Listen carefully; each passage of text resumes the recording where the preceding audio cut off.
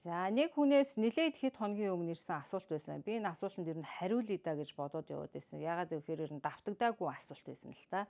За манай эхнэр сүүлийн үед их арх их уух боллоо. За бүр аашин ч одоо дийлдэхээ байлаа. Нэлээд их ааштай болоод ах юм аа. Би яах вэ гэсэн байна. За мэдээж би бол эхнэрийн чинь тийм ээ бүр архинд донтох хэмжээний одоо архичин болох хэмжээний архичин болоход одоо 1 2 3 дугаар шат гэж байгаа шүү дээ. Бүр архинд орсон хүн. Тийм биш байх гэж бодож байна.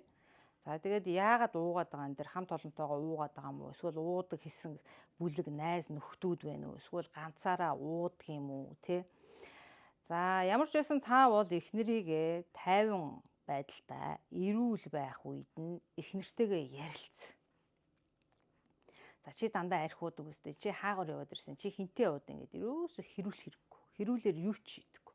Та ялангуяа эхнэр чинь сүүлийн үед их ааштай болоод байгаа бол бүр хэрэггүй. Тэгэхээр та эхнэрээ маш сайхан тайван үед нь эрүүл уугаагүй үед нь бол ингэж хэл тийм ээ.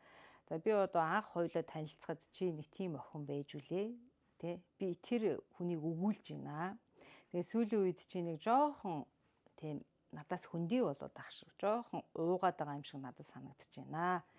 Тэгээд одоо миний зүгээс одоо яг чи юу хүсэж байна, юу болохгүй байна. Хоёулаа энэ талаараа ер нь ярилцвал ямар вэ гэдгийг та нэг эвтэйхэн эхнэртэй хэлээд тэгээд ер нь жоохон ярилцах талаасаа л боддоо. Эсвэл одоо яагаад уугаад байгаа сэтгэл зүйн асуудал байгаа мó, мөнгө санхүүгийн асуудал байгаа мó, эсвэл танаас хөрчөөд байгаа мó. Тэрийг та одоо эхнэртэйгээ ив зүгийг нь олж тийм ээ, тайван байдалтай хоёр хүн ярьснараа л тэр асуудлыг тодорхойлж олж за дараагийн шийдэлд хүрэх алхмаа хийх болов уу гэж бодсон.